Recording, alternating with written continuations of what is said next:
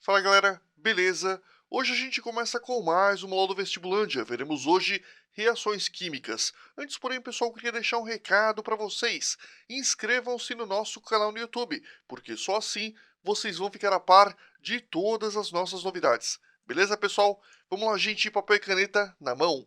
Notas iniciais. Esta aula é extremamente dependente das aulas anteriores, principalmente as aulas de ácidos, bases, sais e óxidos. Galera, note, é completamente absurdo você tentar aprender reações químicas sem você saber a respectiva nomenclatura que envolve ácidos, bases, sais e óxidos. Não faz sentido. Ou seja, não continue sem que você tenha esta base mínima. Muitos conceitos que vão ser mostrados ao longo desta aula são normalmente evitados pelas provas mais modernas. Vocês vão perceber que ao longo desta aula nós vamos abordar vários assuntos que podem ser classificados, infelizmente, como algumas decorebas. E realmente algumas delas são inevitáveis. Só que, na maioria dos casos, esses tipos de memorizações são evitados pelos vestibulares atuais. Por exemplo, a tabela de solubilidade normalmente não é cobrada. Só que existem algumas exceções. Por exemplo, no caso de formação de gases muito conhecidos, como o gás carbônico, ou algumas reações de neutralização, reações de ácido-base, que você já sabe que ácido-base fornece sal mais água, esse tipo de reação mais comum pode sim ser cobrado. Então fique atento. E, finalmente, o balanceamento de equações não vai ser ainda estudado plenamente na aula de hoje. Nós teremos uma aula no futuro, onde aí sim a gente vai falar um pouco mais sobre o balanceamento de equações, tanto por tentativa, quanto também através de um outro método conhecido por óxido-redução. A gente vai tornar a falar disso na próxima aula. E vamos lá, gente, introdução. A química, como vocês bem sabem, é por excelência a ciência da transformação. Exatamente por isso, o conceito de reação química é muito presente. A gente até pode dizer que é a ideia mental direta que nós fazemos da própria química, a transformação de uma série de reagentes em uma série de produtos. Pois é. Então nós temos alguns exemplos e contra-exemplos relacionando tanto reações químicas quanto meras mudanças físicas. É o que a gente vai falar agora. Vamos supor que vocês tenham uma folha de papel. Essa folha de papel, ela possui algumas características que são muito perceptíveis. Por exemplo, o papel vocês sabem que é branco. Se vocês colocarem uma determinada quantidade de papel na balança e também utilizarem uma régua, é facilmente possível de descobrir a densidade do dito papel. Isso é tranquilo. E a gente sabe também que se nós fizermos bolinhas ou aviõezinhos ou outro tipo de mudança mais superficial, como por exemplo rasgar a folha, isso não vai fazer com que o papel deixe de ser papel. Ou seja, as características inerentes que permitem que a gente identifique aquele pedaço de folha, como por exemplo a cor e a densidade, vão permanecer. Se você pega uma folha de papel e rasga, aquela folha de papel, se era branca, continua branca. Ou seja, esse tipo de alteração não é o suficiente para que nós possamos caracterizar tal mudança como sendo uma mudança química. Isso é meramente uma mudança física. Agora, se a gente queimar a dita folha, a gente vai perceber vários tipos de mudanças. Nós vamos perceber o escurecimento, o desprendimento de fumaça, a folha se torna menos flexível, mais quebradiça e muitas outras evidências que vão permitir a gente dizer que realmente houve uma mudança estrutural mais notável.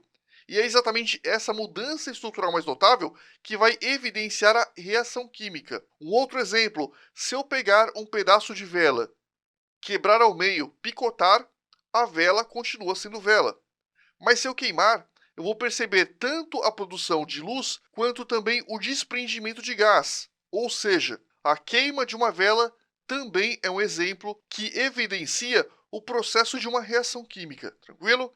E vamos lá, gente, estrutura básica de uma reação.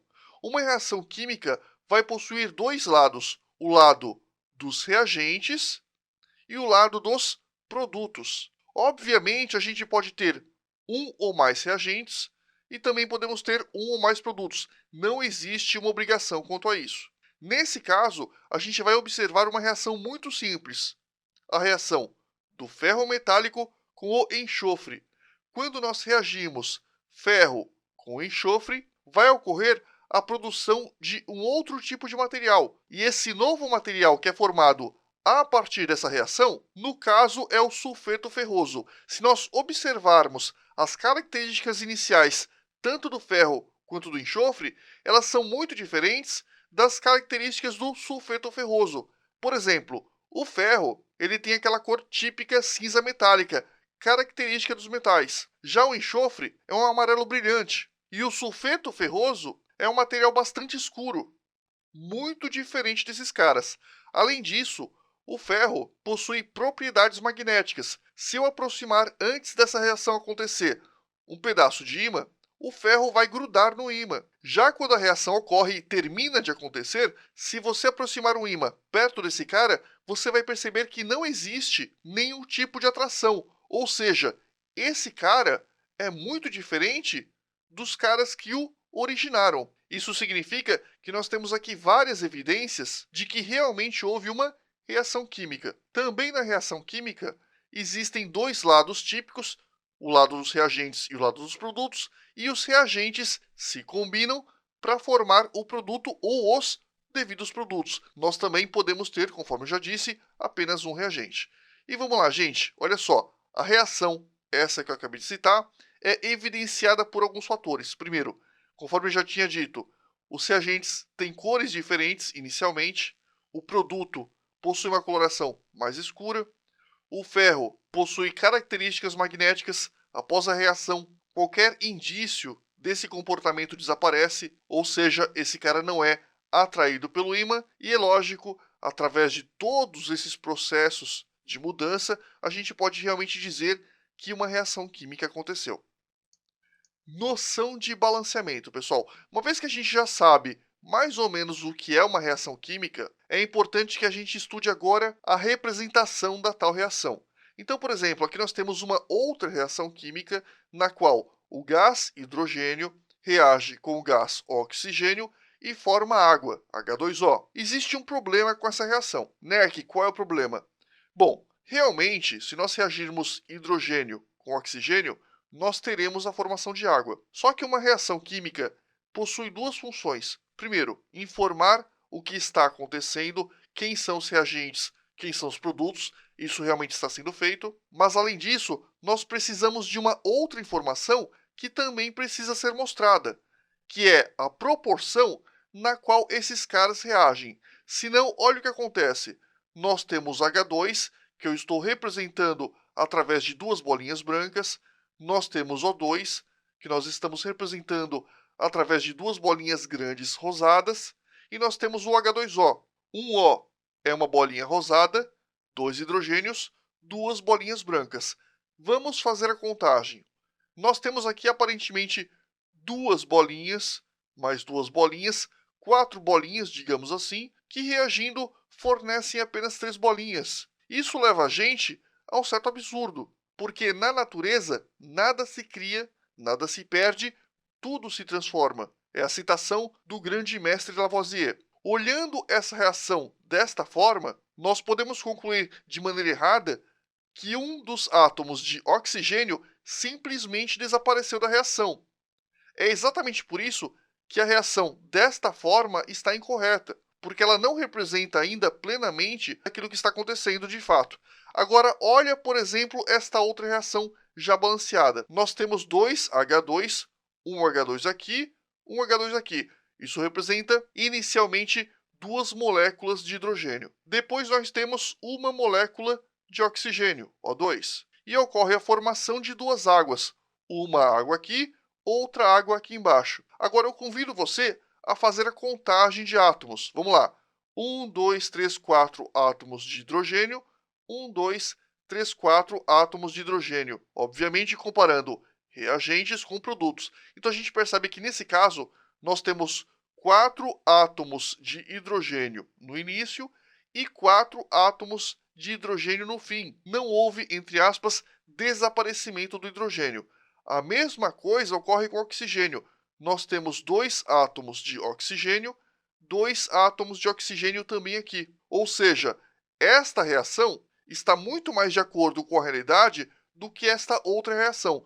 Ela não só informa o que ocorre de fato, como também mostra a proporção real na qual a reação ocorre. Então essas duas informações, elas precisam estar presentes em toda a reação química, beleza? Então olha só, vamos ver.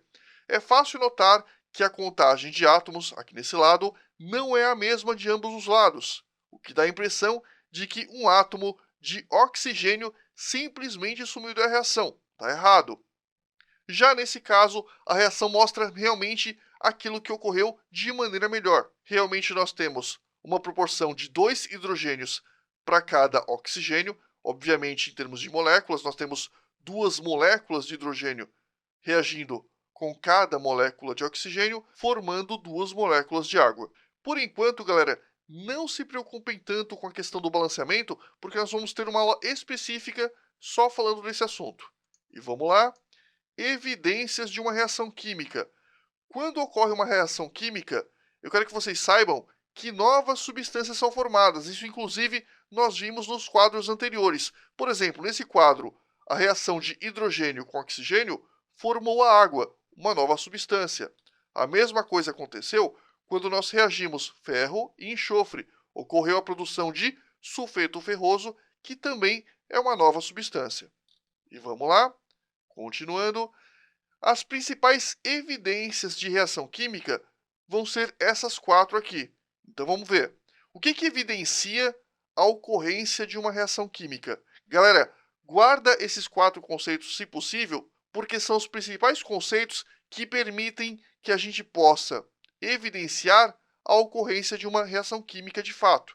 Quais são esses 4 conceitos? Mudança de cor ou cheiro, formação de precipitado, calma que eu já explico, aparecimento de chama ou luminosidade e liberação de gás. Olha só, no caso da mudança de cor e cheiro, eu quero que vocês lembrem daquela coisa que muitos de vocês fazem quase todo dia. Quem já fez pudim na vida? Pois é, eu faço aqui quase todo dia. Então, quando a gente faz um pudim, a primeira coisa que a gente vai fazer é o quê? É pegar o açúcar da mamãe, derreter e transformar em caramelo. Eu pergunto para vocês, as características notáveis do açúcar são idênticas às características do caramelo? Não, eles têm várias mudanças. Existem mudanças de aroma, de sabor, de aparência e, notadamente, cor e cheiro.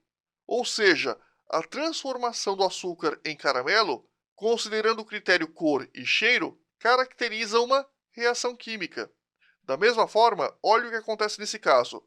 Nós temos AgNO3, aquoso, KCl, aquoso. Não se preocupa tanto com os nomes, mas vamos lá. Nós temos AgNO3, aquoso, ou seja, nitrato de prata, reagindo com cloreto de potássio. Mas o mais importante que os nomes nesse caso é você se atentar aos estados aquoso, aquoso. Quais são os produtos dessa reação? AgCl, cloreto de prata e nitrato de potássio.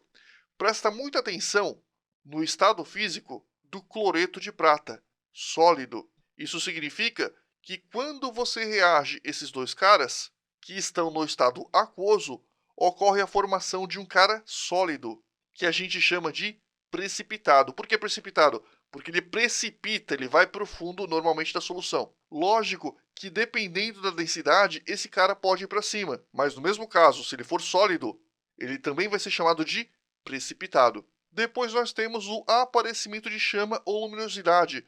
Eu exemplifiquei alguns quadros atrás com a queima de uma vela. Quando você queima uma vela, existe tanto produção de gás como também produção de chama. Esse aparecimento de chama, da mesma forma que na queima do etanol, do álcool comum, também evidencia uma reação química. E, finalmente, liberação de gás.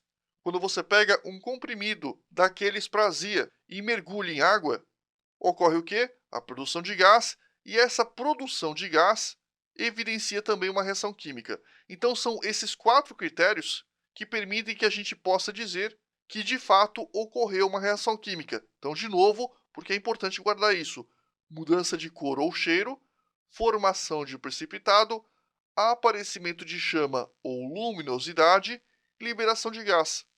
Formação de precipitado, formação de um cara sólido. E nota, pessoal, Nem toda mudança, lógico, é uma reação química de fato. Por exemplo, quando você pega a água e congela, ela vai possuir características físicas muito distintas da água líquida, mas nem por isso a água congelada deixa de ser água. Quando ela derrete, ela volta à água que você já conhece com as mesmíssimas características, ou seja, o congelamento da água não é uma transformação que mereça ser chamada de reação química, beleza? E vamos lá, gente. Principais reações químicas. Existem 4 principais reações químicas, que são a reação de síntese ou adição, a reação de análise ou decomposição, simples troca ou deslocamento e, finalmente, dupla troca ou dupla substituição. Esses 4 tipos são as mais importantes reações químicas para a gente e nós vamos estudar cada caso em cada um dos quadros futuros. Então vamos lá. Continuando. Reação de síntese ou adição, o nosso primeiro tipo de reação química. É uma reação desse tipo, pessoal. Você tem A mais B mais C mais D, sei lá o que, um monte de coisas que juntas formam uma nova substância. Quando isso ocorre, a gente chama a reação de síntese. Síntese significa formação e é realmente o que acontece. Você tem vários carinhas que juntos fornecem um outro carinha. Então, olha só, nós temos uma reação que a gente acabou de ver, 2H2 mais O2 formam 2H2O, ou seja, dois carinhas que juntos formam um terceiro. N2 mais 3H2, nós temos 2NH3, ou seja, a reação do gás nitrogênio com gás hidrogênio forma o gás amônia. Nesses dois casos, nós temos também que essas reações podem ser chamadas, respectivamente, de síntese da água e reação de síntese da amônia. Isso é muito comum. Então, quando você ouvir reação de síntese da água, é essa aqui. Reação de síntese da amônia é essa aqui. Reações típicas, por exemplo, óxido ácido mais água forma um ácido. Óxido básico mais água vai formar uma base. E, finalmente, óxido ácido mais óxido básico vai formar um sal.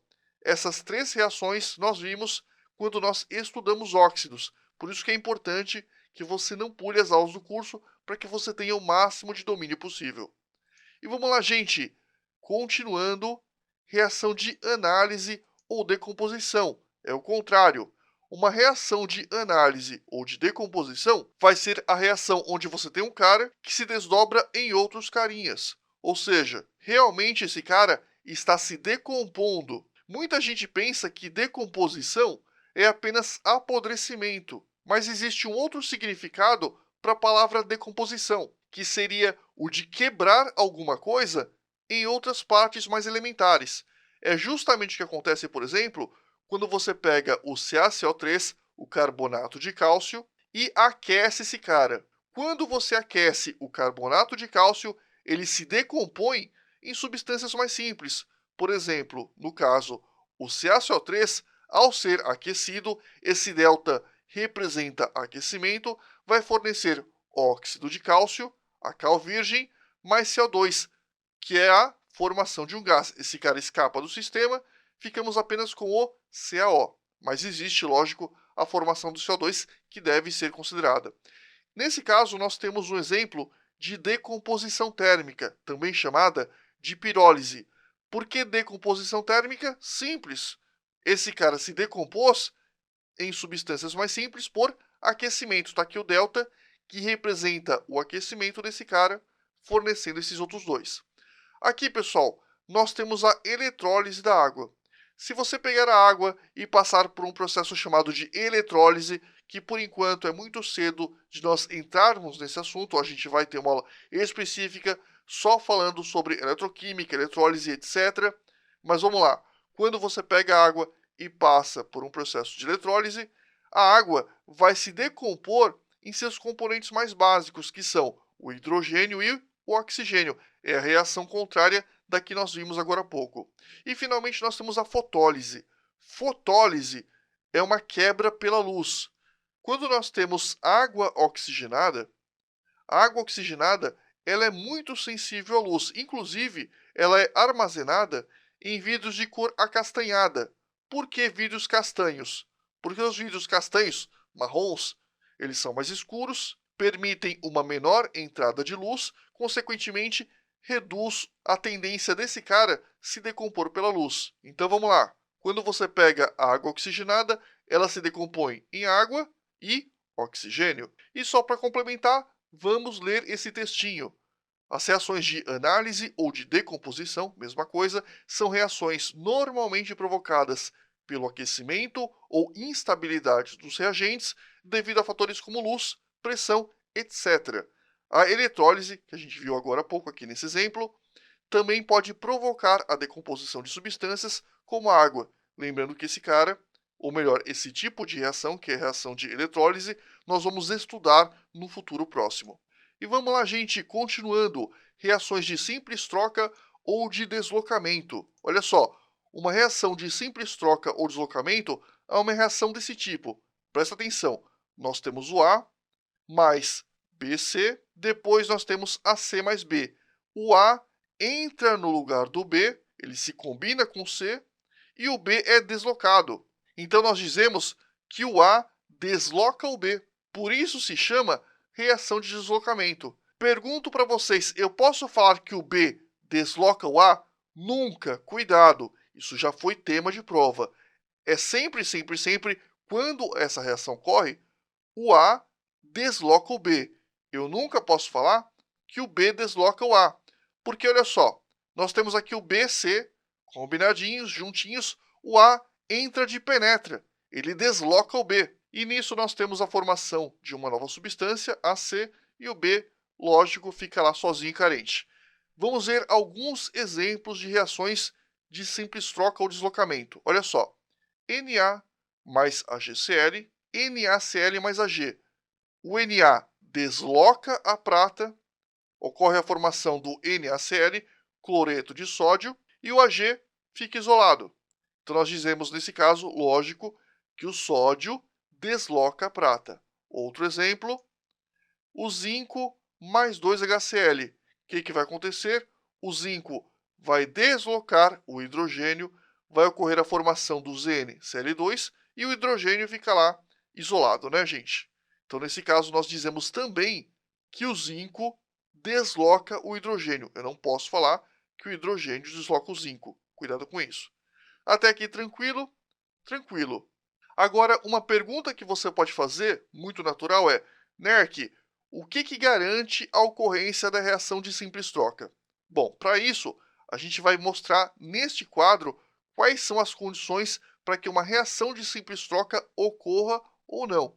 Então, olha só, uma pergunta natural. A reação de deslocamento sempre vai ocorrer? Resposta para isso, não. Caso contrário, quais as condições para a ocorrência da reação? A gente já vai ver. E para isso, eu vou mostrar para vocês dois exemplos de reação. A reação do ácido clorídrico com zinco e depois o mesmíssimo ácido clorídrico com ouro. Presta o máximo de atenção, porque entender o que vai acontecer agora vai permitir a compreensão do porquê uma reação de simples troca ocorre ou não. Então, olha só, nós temos o zinco reagindo com HCl, o ácido clorídrico, e quando o zinco reage com o ácido clorídrico, o zinco realmente desloca o hidrogênio, ocorre a formação do cloreto de zinco mais gás hidrogênio. Agora, quando você tenta misturar o ouro com o ácido clorídrico para tentar ver se ocorre alguma reação, da mesma forma que aqui em cima, a primeira coisa que você percebe é que o ouro não reage com o ácido clorídrico, ou seja, não ocorre a reação. Aí você se pergunta, ué, mas por que que no primeiro caso ocorreu a reação e no segundo caso não ocorreu a reação? Galera, isso está relacionado a um critério chamado de reatividade. A reação de simples troca, presta o máximo de atenção, só vai ocorrer se este cara for mais reativo que o cara que ele quer deslocar. Vou repetir, a reação de simples troca só vai ocorrer se este cara for mais reativo que o cara que ele quer deslocar. Nesse exemplo, o zinco é mais reativo que o hidrogênio, por isso ocorre a reação. Neste outro exemplo, o ouro é menos reativo que o hidrogênio, por isso a reação não ocorre. A reação vai ocorrer quando o mais reativo puder deslocar o menos reativo. Repetindo, a reação ocorre quando o mais reativo puder deslocar o menos reativo. Então, olha só, a partir dessa experiência que nós fizemos através dessas duas reações e de uma série de outras experiências idênticas, a gente pode realmente organizar uma fila que a gente chama de fila de reatividade. Ou seja, imagina que você faz umas 30, 40, 50 reações desse tipo. Aí você anota no papel: ocorre, não ocorre, ocorre, não ocorre. Nesse confronto entre as várias reações, você consegue elaborar uma listinha que permite dizer quem desloca quem. E essa listinha vai ser a nossa querida fila de reatividade. Na fila de reatividade, grosso modo, nós temos aqui alcalinos e alcalinos terrosos deslocam a maior parte dos outros metais, que deslocam o hidrogênio, que deslocam os metais nobres. Isso é importante você saber. Uma outra dica é que dificilmente o examinador vai cobrar essa lista de vocês, até porque existem variações nessa lista. Outros autores preferem organizar a fila de atividade de um outro jeito, ou seja, existem pequenas discrepâncias aqui. Então, grosso modo, normalmente o cara vai te fornecer uma lista de atividade numa prova, é o que é mais provável de acontecer, ou se não, ele vai trabalhar com os casos mais óbvios. Por exemplo, todo mundo sabe, ou pelo menos todo mundo deveria saber, que os metais nobres, eles são o quê? Eles são menos reativos. Por que que você consegue encontrar ouro puro na natureza, mas não consegue encontrar lítio? Simples, porque esse cara é pouco reativo. O lítio é muito reativo. Ou seja, a tendência desse cara se combinar com outros elementos é muito maior que a tendência desse cara se combinar com outros elementos. Esse cara é muito mais reativo do que esse. Então guarda isso. Alcalinos e alcalino-terrosos são mais reativos que os outros metais, que são mais reativos que o hidrogênio, que finalmente é mais reativo que os metais nobres. Beleza? E vamos lá, gente. Aplicações da fila de reatividade dos metais. Ela é óbvia. Olha só, a gente percebe, nesse caso, que o zinco é mais reativo que o hidrogênio. Onde está o zinco? Está aqui. Onde está o hidrogênio? Aqui. Ou seja, o zinco realmente é mais reativo que o hidrogênio. Dica para vocês: quanto mais à esquerda, mais reativo. Quanto mais à direita, menos reativo. Ora, se o zinco é mais reativo que o hidrogênio, isso significa que o zinco desloca o hidrogênio. E se o ouro é menos reativo que o hidrogênio, obviamente esse cara não desloca o hidrogênio. Exatamente por isso, neste caso, na reação de ouro com HCl, não vai ocorrer reação porque o ouro é menos reativo que esse cara. Neste caso, vai ocorrer a reação porque o zinco é mais reativo que o hidrogênio. O zinco está mais à direita do que o hidrogênio. Simples, ridiculamente simples, se você tiver pelo menos o esqueleto desta fila de cabeça. Vamos repetir para gravar um pouco mais. Alcalinos e alcalino-terrosos são mais reativos que outros metais, que são mais reativos que o hidrogênio, que finalmente é mais reativo que os metais nobres. Outra dica, lembra dos gases nobres que dificilmente se combinam? Mesma coisa com os metais nobres, guardadas, claro, as devidas proporções. Eles são menos reativos. Portanto, eles ficam no final da lista. Continuando, gente, nota importante.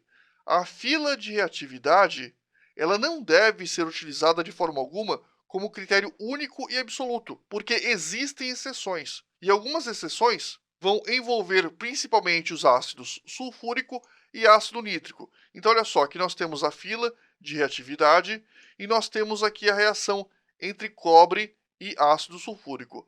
A primeira coisa que você vai fazer é olhar, né? Ou melhor, a primeira coisa que você faria seria olhar onde está o cobre, está aqui, e onde está o hidrogênio. Bom, o cobre está depois do hidrogênio, ou seja, a reação não ocorreria. Só que o que de fato ocorre é que quando você reage o cobre com o ácido sulfúrico, ocorre a formação de 3 novas substâncias, e de fato a reação ocorre. Ou seja, para ácidos muito reativos e concentrados, como o H2SO4 e HNO3, olhar esta filinha não vai nos permitir com segurança dizer se a reação vai ocorrer ou não. É claro que isso é uma exceção e normalmente isso não é objeto de estudo dos vestibulares, pelo menos não dos vestibulares mais convencionais, como por exemplo FUVEST, ENEM. Eu não duvido que uma reação desse tipo caia, por exemplo, no ITA. Resumo da ópera: apesar disso ser uma exceção, dificilmente, numa prova normal, esse tipo de exemplo vai ser cobrado. Normalmente o examinador vai te dar lá a filinha de reatividade, vai te dar alguns casos bem corriqueiros e você vai dizer se ocorre ou não. Se o cara não te der a fila de reatividade, você já sabe que os alcalinos e alcalinos terrosos são muito reativos, os outros metais mais ou menos, mas ainda mais reativos que o hidrogênio, e finalmente os metais nobres, conforme o nome sugere, são pouco reativos. Então você acaba se virando. Beleza?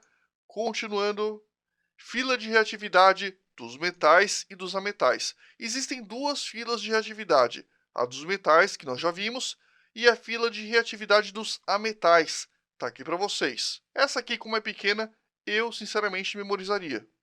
E nota: há pequenas discrepâncias, conforme eu já havia falado, entre as diversas ordens de metais, mas mesmo isso não vai chegar a atrapalhar você no exame vestibular. Na pior das hipóteses, se a lista não for fornecida, tenha uma visão geral. E essa visão geral, normalmente, já é mais do que suficiente para garantir se a reação ocorre ou não. Beleza? E vamos lá, pessoal. Exercício 1. Verifique se as reações abaixo ocorrem e justifique. De brinde, eu deixo aqui a fila de reatividade e agora as reações. Pausa o vídeo e tenta fazer. Muito fácil, acho que todo mundo vai acertar. E aí, pessoal, fizeram? Tranquilo, né? Olha só, cobre e prata. Sabe que o cobre desloca a prata? Vamos ver. O cobre está aqui, a prata está aqui. Ou seja, esse cara é mais reativo que a prata. Ocorre a reação. Prata e cobre. Opa! Bom, a gente acabou de ver que cobre é mais reativo que prata. Então, prata e cobre, obviamente, não vai ocorrer. Zinco e HCl. Pessoal, o zinco está onde? O zinco está aqui. O H está aqui, né? O zinco vai deslocar o hidrogênio. Vai ocorrer a formação de ZnCl2 mais H2. Ca mais FeSO4. Vamos ver? Ca está aqui, o ferro está aqui, ou seja, esse cara é mais reativo que o ferro. O cálcio vai deslocar o ferro e a reação ocorre de fato. Pt e HCl. Pt, platina, está aqui no final, é menos reativo que hidrogênio, a reação não ocorre. E aí, acertaram? Então, é desse tipo que normalmente cai. Vamos lá, continuando. Agora a gente vai mudar um pouquinho de assunto e vamos falar da reação de dupla troca ou de dupla substituição. Vocês já viram, cansaram de ver esse tipo de reação, aliás, nas reações de ácido com base. Então, se você tem AB mais CD, existe dupla troca. Existe o A ficando com D, o B ficando com C. E ocorre a formação de AD, CB. Como ocorreram duas trocas, óbvio, dupla troca. Gente, conforme eu já disse, um famoso caso que vocês têm que saber, inclusive para o Enem, é que reação de ácido mais base é uma reação de neutralização, vai ocorrer a formação de sal mais água. Ou seja, ácido clorídrico, um ácido, hidróxido de sódio, uma base, cloreto de sódio, um sal, e água. Ácido mais base forma sal e água, dupla troca. O hidrogênio fica com o OH, ocorre a formação de água, e o Na fica com Cl, ocorre a formação de sal, beleza? No próximo quadro, a gente vai ver novamente algumas condições para que esse tipo de reação ocorra ou não. Então, olha só.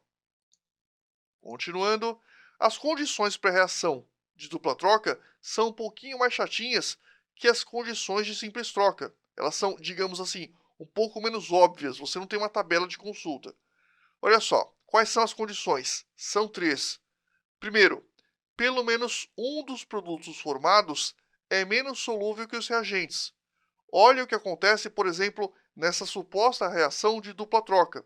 Nós temos aqui HNO3 aquoso, KCl aquoso. Esse cara, presta atenção para tudo, sólido. Ou seja, este cara, que é um sólido, é menos solúvel que os reagentes. Isso significa que, como você teve a formação de um produto menos solúvel que os reagentes, essa reação vai ocorrer. Segundo critério, pelo menos um dos produtos formados é mais volátil que os reagentes. Olha o que acontece nessas duas reações. Na verdade, é a mesma reação, só que aqui embaixo eu mostro o desdobramento dela. Nós temos aqui CaCO3, carbonato de cálcio com ácido clorídrico, ocorre uma reação de dupla troca e a formação de H2CO3. Para tudo, presta mais atenção ainda. Galera, o H2CO3, conforme vocês bem sabem ou deveriam saber, é o famosíssimo ácido carbônico.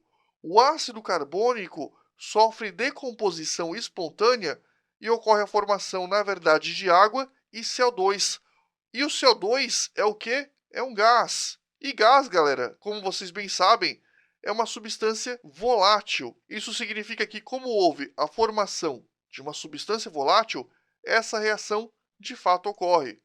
E, finalmente, pelo menos um dos produtos formados é eletrólito mais fraco que os reagentes. Bom, para isso você tem que lembrar das aulas de ácidos e bases. Lembra que eu expliquei para vocês o que era força ácida, o que era a força das bases? Pois é importante que vocês saibam disso para perfeitamente caracterizar se um produto é ou não eletrólito fraco em comparação com os reagentes. Então, olha o que nós temos. Nós temos HCl. HCl, para quem não sabe, é o ácido clorídrico e é um hidrácido forte. Através dessa reação, houve a formação do H2S. H2S é um hidrácido fraco, ou seja, essa reação realmente ocorre. Uma outra dica, além desse cara ser um hidrácido fraco, olha o estado dele, gasoso, ou seja, eu posso caracterizar essa reação como uma reação que de fato ocorre tanto pelo critério de formação de substância volátil, como também de formação de eletrólito fraco. Os dois critérios são igualmente válidos. Outra dica para vocês importantíssima. Deixa eu voltar para mostrar melhor aqui. Deixa eu ver se eu tenho aqui. Aqui, perfeito. Essa reação HCl mais NaOH, NaCl mais H2O. Pausa o vídeo e me diz por que essa reação ocorre. E aí, pessoal? Fizeram? A justificativa para esta reação ocorrer é a formação de um eletrólito fraco, a água. A água, em comparação com o ácido clorídrico, ou mesmo com a soda cáustica, o hidróxido de sódio, é um eletrólito muito fraco. Ou seja, essa é a justificativa para a ocorrência dessa reação. E fica atento, galera, para o seguinte: as reações típicas de ácido-base permitem a formação de um sal e de água. E água é o quê? Eletrólito fraco. Portanto, se o examinador perguntar para vocês a justificativa para a reação ocorrer, já está na ponta da língua. Água é eletrólito fraco. Que legal. Beleza? Vamos continuar. Avançar um pouquinho mais. Paramos aqui, né? Eu já falei disso. E vamos lá, gente. Lembrete. Agora eu vou passar para vocês uma série de lembretes bastante importantes para facilitar a sua vida durante o vestibular. Vamos lá, nós temos esta tabela que nós já vimos quando nós estudamos sais, tá aí de novo. Quem não copiou ou se quiser copiar de novo, pausa o vídeo, dá uma copiada. E aí, pessoal, copiaram? Para vocês, presta muita atenção, nem tanto, lógico. É importante você saber o que é solúvel ou não, mas o que vai ser realmente um critério mais importante é prestar atenção nos casos em que nós teremos a formação de uma substância insolúvel. Beleza? Copiaram? Deixa eu avançar. Dicas de volatilidade. Galera, observe a formação na sua reação química de gás carbônico, gás sulfídrico, SO2, SO3 e NH3. Normalmente, essas moléculas são moléculas pequenas de baixo peso molecular. Outra coisa, HCl também é muito volátil. Isso significa que a aparição desses caras como produto de uma reação serve como critério de volatilidade. Outra dica, não se esqueça desse cara, que é o ácido carbônico. O ácido carbônico ele é instável e se decompõe em água e CO2, conforme nós já vimos, deixa eu voltar, nesse quadrinho. Neste quadrinho a gente viu que o H2CO3, que é o ácido carbônico, se decompõe em H2O e CO2. Cuidado com esse cara. Por conta disso, dá uma copiada nesse quadrinho, porque ele ajuda vocês nas questões que envolvem critério de volatilidade de produtos. Copiaram? Posso avançar? Vamos lá, pessoal. Lembrete agora de força. Para os ácidos, nós temos que HI, HCl, HBr, todos vão ser fortes, HF é moderado, e fracos são o H2S e HCN. Dá uma copiada. E no caso das bases, todas as bases de metais alcalinos e alcalino-terrosos são fortes, exceto o MgOH2. Já as demais bases vão ser fracas, incluindo o hidróxido de amônio e o hidróxido de magnésio, conforme mencionado. Dá uma pausada, dá uma copiada também e vamos continuar. Exercício 2. Justifique a ocorrência de reação nos casos a seguir. Pausa o vídeo e tenta fazer. E aí, pessoal, fizeram? Olha só, nós temos esse cara mais esse reagiram. Houve a formação de sulfato de bário e água. Nesse caso, o examinador foi uma mãe para vocês. Por que o cara foi uma mãe? Porque, para esse caso em particular, você não precisa saber desta tabelinha de solubilidade de sais. Olha o que o cara fez. Presta o máximo de atenção. O estado, ó, aquoso, aquoso, sólido. Esse cara precipita. Se esse cara precipita, galera, o que a gente pode falar? Que aqui houve a formação de um precipitado. E se houve a formação de um precipitado, isso é critério de reação de dupla troca. O outro critério que também poderia ser observado é a formação de água, porque água, conforme a gente já viu, bato nessa tecla, é eletrólito fraco. Tranquilo? E vamos lá, galera. Aqui, muito fácil, né? H2CO3. Esse cara se decompõe. Ocorre a formação de água e CO2, gás carbônico. E como ele se decompõe, ele fornece CO2, que é um gás, substância volátil. E se ocorre a formação de um produto volátil, que é o CO2, a reação de dupla troca ocorre. E finalmente, opa, estraguei a surpresa, mas vamos lá. Supondo que você tenha feito, né? HCl mais NaOH, NaCl mais H2O. Tá bem fácil, H2O, que é a formação de eletrólito fraco. Ufa, quem acertou tudo, parabéns. Beleza, pessoal? Valeu então.